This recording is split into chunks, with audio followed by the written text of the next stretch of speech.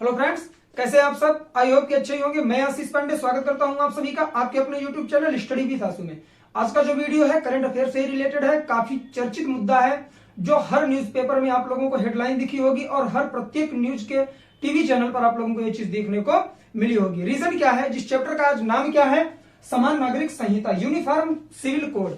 ये कहां, भारत में, अगर आप लोग जानते होंगे भारत हमारा क्या है, धर्मनिरपेक्ष राज्य है।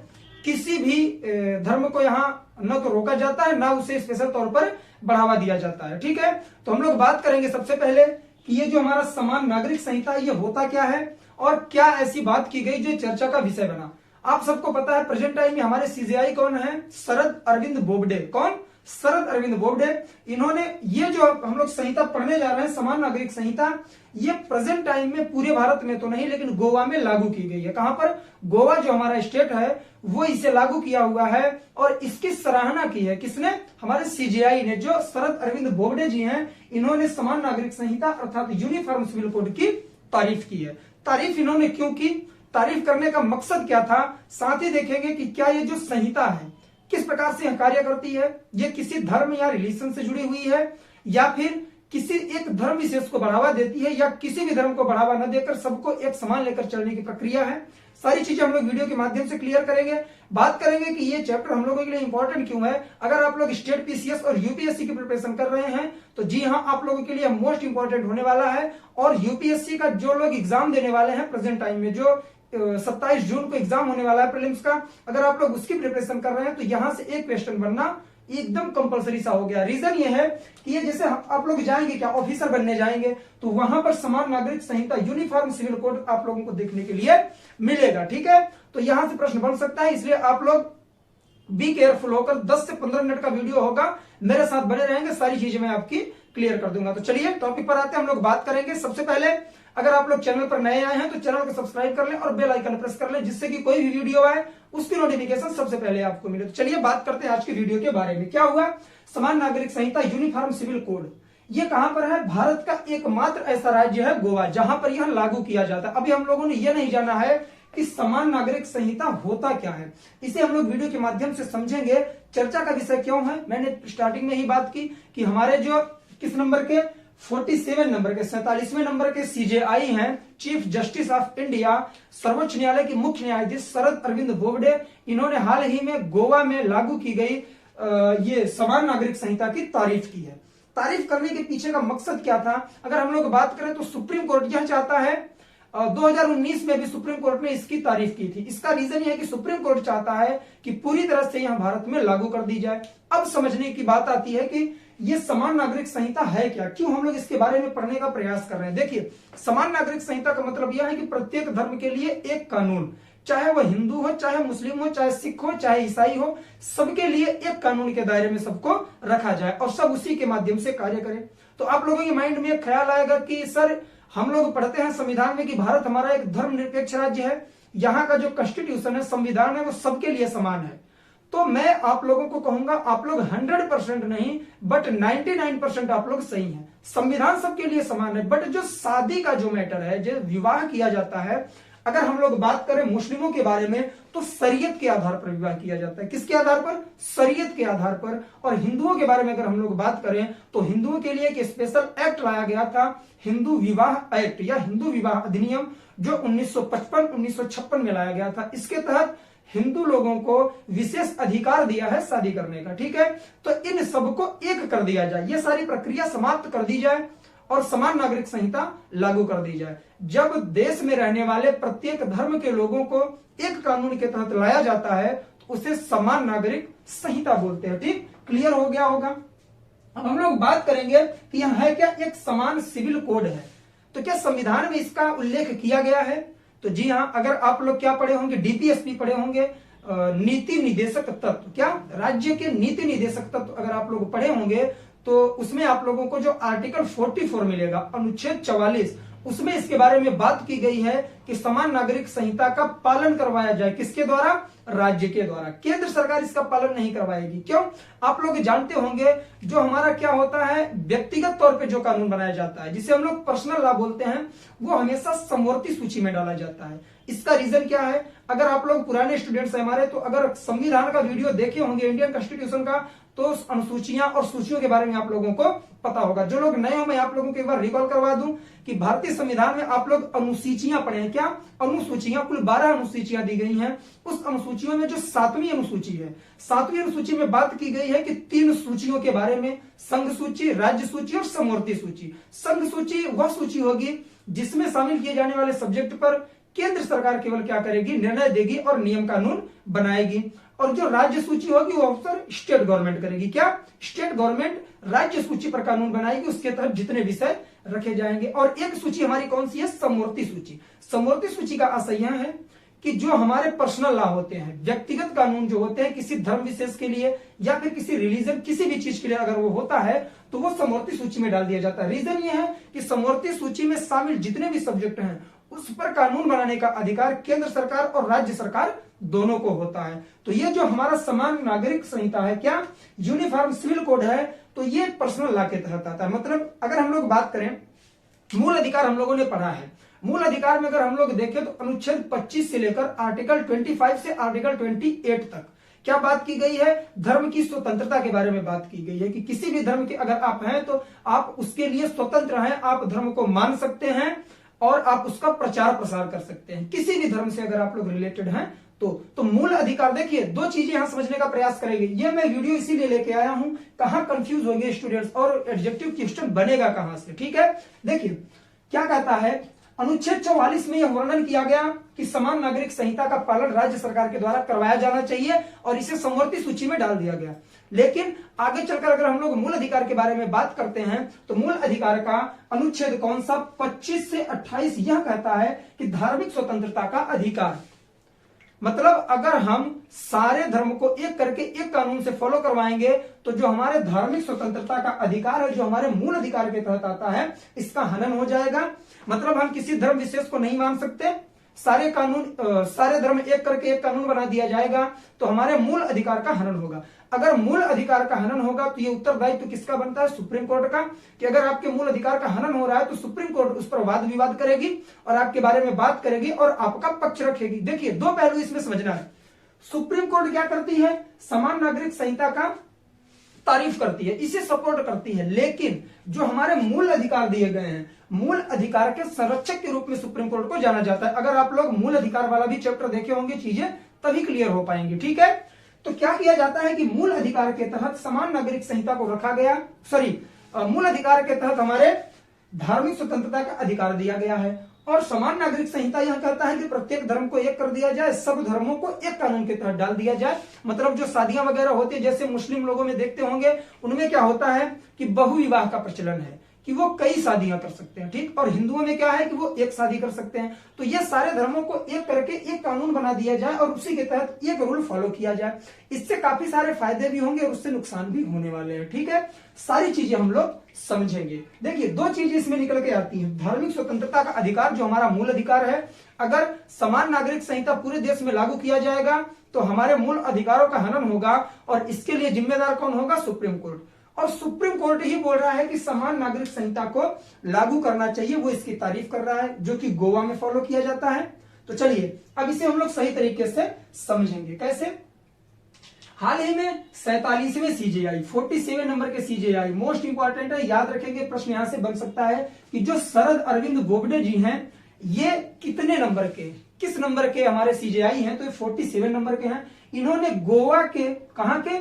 गोवा के समान नागरिक संहिता की सराहना की। मतलब कि वहां पर जो समान नागरिक संहिता लागू की गई है वो सराहना के योग्य है, लोगों को वहां सही से फॉलो किया जा रहा है। अब बात करेंगे कि ये समान नागरिक संहिता है क्या? एक समान सिविल कोड। क्या यहां आगे क्या लगा हुआ है? यूनिफॉर्म। यूनिफॉर्म का मतलब क्या होता है कि जितने लोग होंगे एक ही ड्रेस पहनेंगे, ऐसे समझेंगे। सिंपल वे में अपने शब्दों में लेकर समझेंगे, चीजें क्लियर हो जाएंगी। यूनिफॉर्म को आप लोग पकड़ लीजिए, सिविल कोड छोड़ दीजिए, नागरिक संहिता। ठीक है, अगर आप लोगों ने यूनिफॉर्म को पकड़ा तो एक आप लोगों के माइंड में क्रिएट होता है क्या कि लोग एक ही ड्रेस पहनेंगे। प्रत्येक स्कूल का एक क्या होता है? यूनिफॉर्म होता है, तो वो ड्रेस एक होता है। उसका मतलब है अगर इसमें आगे नागरिक संहिता लगा है तो एक तरह से यहाँ क्या है? कानून है।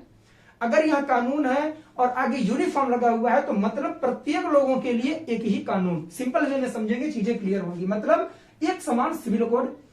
इसे हम लोग बात करें संविधान में कहां जगह दी गई, मैंने अभी बात की थी भारतीय संविधान के डीपीएसपी अर्थात नीति निर्देशक तत्व के तहत अनुच्छेद 44 में इसका वर्णन किया गया है और यह कहा गया कि राज्य इसे लागू करवाएं।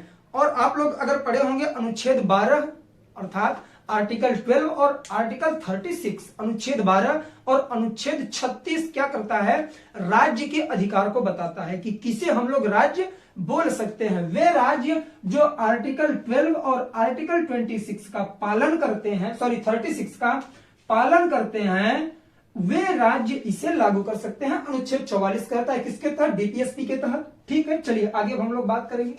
भारत में विद्यमान सभी धर्मों को एक कानून के तहत चलाया जाना क्या कहलाता है, समान नागरिक संहिता। संविधान के निर्माण के समय, देखिए क्या इसके बारे में पहले बात की गई थी, तो जी हाँ, जब संविधान का निर्माण हो रहा था, संविधान सभा बिठाई गई थी, तो उस समय पंडित जवाहरलाल नेहरू जो हमारे प्रथम प्राइम मिनिस्टर थे, फर्स्ट प्राइम मिनिस्टर, उन्होंने इसका पक्ष रखा था कि समान सिविल संहिता पूरे इंडिया में लागू कर देना चाहिए। लेकिन कुछ लोगों ने इसका विरोध किया, तो विरोध के कारण यह लागू नहीं हो सका। और इसे किसमें जोड़ा जाना था, ये मूल अधिकार बनाना चाह रहे थे। जैसे हम लोग मूल अधिकार पढ़ते हैं, मूल अधिकार के तहत हम लोग कई सारी चीजें पढ़ते हैं, समानता का अधिकार, स्वतंत्रता का अधिकार, हमारे क्या संस्कृति और शिक्षा का अधिकार, और ये धार्मिक स्वतंत्रता का अधिकार, ये सारी चीजें हम लोग मूल अधिकार के तहत पढ़ते हैं। इसी तरह से किसको, समान नागरिक संहिता को भी मूल अधिकार में जोड़ना चाह रहे थे, कौन, पंडित जवाहरलाल नेहरू और उस समय के कुछ और मेंबर जो संविधान सभा के मेंबर थे। ठीक, लेकिन क्या हुआ कि उस समय समितियां बनाई गई थी। याद रखेंगे, यह समिति भी पूछ सकता है आपसे, मूल अधिकार समिति बनाई गई थी जिसके अध्यक्ष कौन थे, सरदार वल्लभ भाई पटेल जी थे। ठीक है, मूल अधिकार समिति के अध्यक्ष सरदार वल्लभ भाई पटेल थे और उसी में एक उप समिति बनाई गई थी, किसकी, अल्पसंख्यक मामलों की समिति बनाई गई थी। तो उसमें वोटिंग की गई कि क्या समान नागरिक संहिता को एक मूल अधिकार बनाया जाना चाहिए। समझेंगे आप लोग बहुत बारीकी से।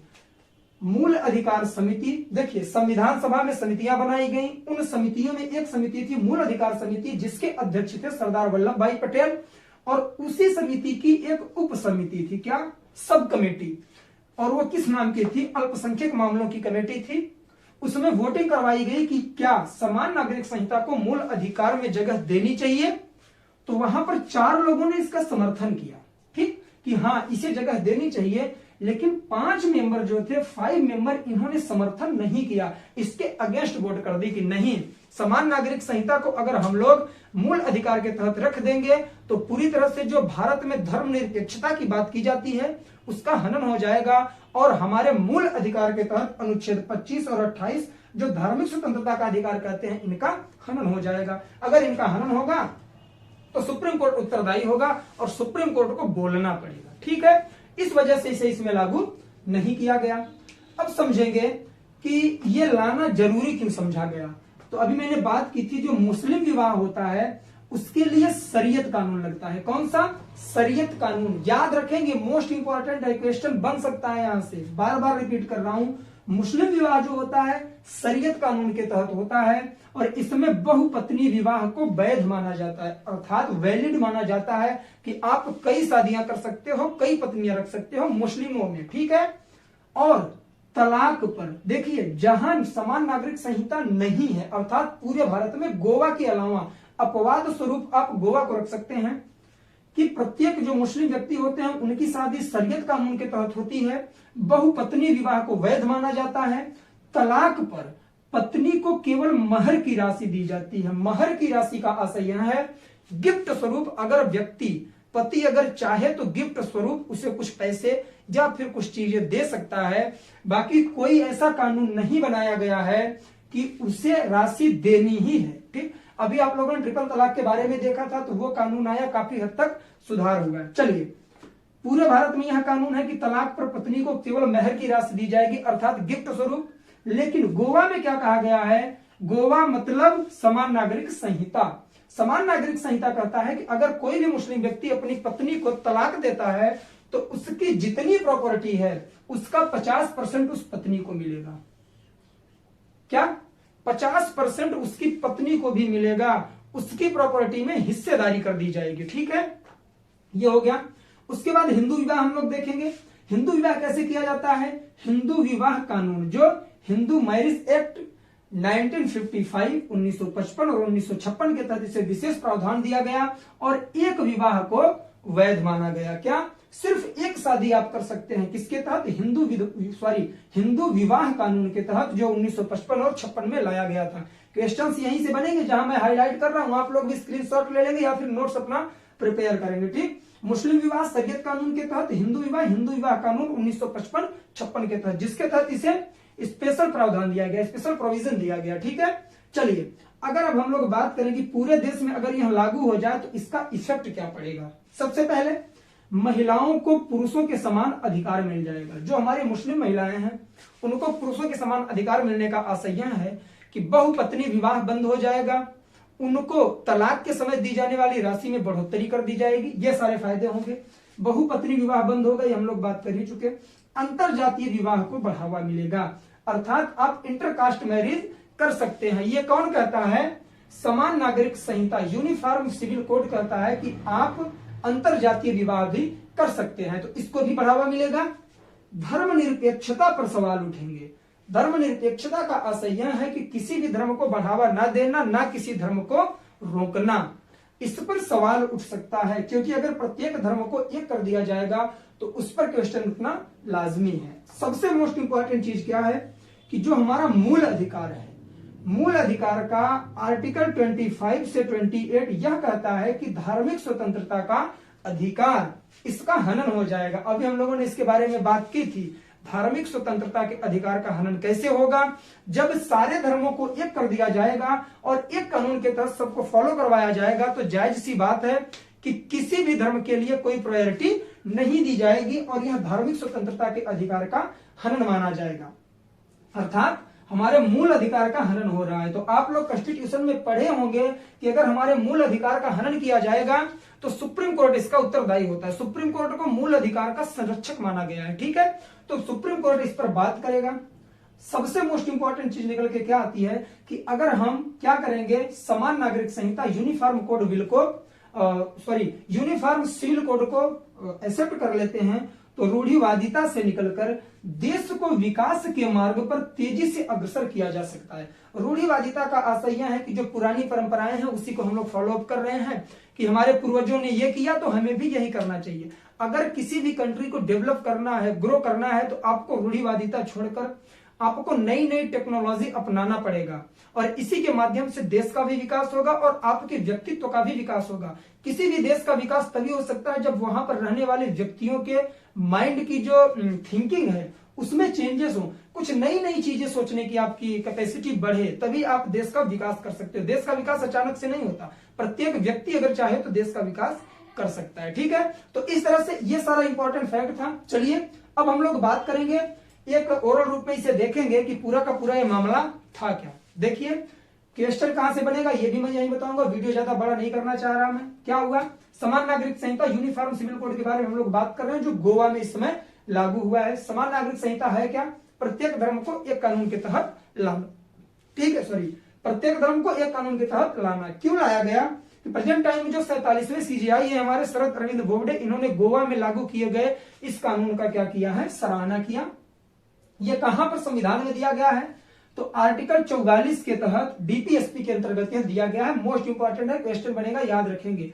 डीपीएसपी अर्थात राज्य के नीति निदेशक तत्व, जो हमारे संविधान के भाग 4 में दिया गया है और इसका अनुच्छेद 44 यहां कहता है कि समान नागरिक संहिता को राज्य को लागू करना चाहिए। और किसी भी जगह को राज्य की उपाधि कैसे दे सकते हैं हम लोग, जब वह अनुच्छेद 12 और अनुच्छेद 36 को फॉलो करता है तो उसे एक राज्य बोला जा सकता है। ठीक है, ये हो गया। अब बात करेंगे कि मूल अधिकार की जो समिति बनाई गई थी, यहां से प्रश्न बन सकता है, उसके अध्यक्ष कौन थे, सरदार वल्लभ भाई पटेल, संविधान निर्माण के समय। ठीक है, तो उसके बाद मुस्लिम विवाह किस आधार पर किया जाता है, शरीयत कानून के तहत। हिंदू विवाह कानून 1955-56 के तहत। ठीक है, अब बात करेंगे कि पूरे देश में अगर इसे लागू कर दिया जाए तो क्या होगा, महिलाओं को पुरुषों के समान अधिकार मिलेगा, बहुपत्नी विवाह बंद हो जाएगा, साथ ही अंतरजातीय विवाह को बढ़ावा मिलेगा, धर्मनिरपेक्षता पर सवाल उठेंगे, मूल अधिकार अनुच्छेद 25 और 28, अनुच्छेद 25 से लेकर 28 तक कौन सा मूल अधिकार है हमारा, धार्मिक स्वतंत्रता का अधिकार, इसका हनन हो जाएगा। देखिए इसमें दो पहलू मैं फिर रिपीट करूंगा, सुप्रीम कोर्ट इसकी सराहना भी करती है, 2019 में सुप्रीम कोर्ट ने भी इसकी सराहना की थी। लेकिन अगर इसे लागू कर दिया जाएगा तो धार्मिक स्वतंत्रता का जो हमारा मूल अधिकार है ये हमारा इसका हनन हो जाएगा। और अगर मूल अधिकार का हनन होता है तो उसका जो संरक्षक है सुप्रीम कोर्ट है, सुप्रीम कोर्ट हमें गारंटी देता है कि आपके मूल अधिकारों का अगर हनन होगा तो मैं उसकी भरपाई करूंगा, मैं उसके बारे में बात करूंगा। तो ये सारे फैक्ट थे इससे रिलेटेड। आई होप ये सारा का सारा मैटर आप लोग सही तरीके से समझ गए होंगे। अगर आप लोगों को ये वीडियो पसंद आया हो तो वीडियो को लाइक करें, दोस्तों में शेयर करें, नए हो चैनल को सब्सक्राइब करें और बेल आइकन प्रेस करें, जिससे कि इस तरह का कोई भी इंफॉर्मेटिव वीडियो आए तो उसकी नोटिफिकेशन सबसे पहले आपको मिले। तो आज के लिए बस इतना ही, मिलेंगे नेक्स्ट वीडियो में, तब तक के लिए जय हिंद, जय भारत, बाय बाय। आप लोग अपना ख्याल रखें, पढ़ाई लिखाई करते रहें।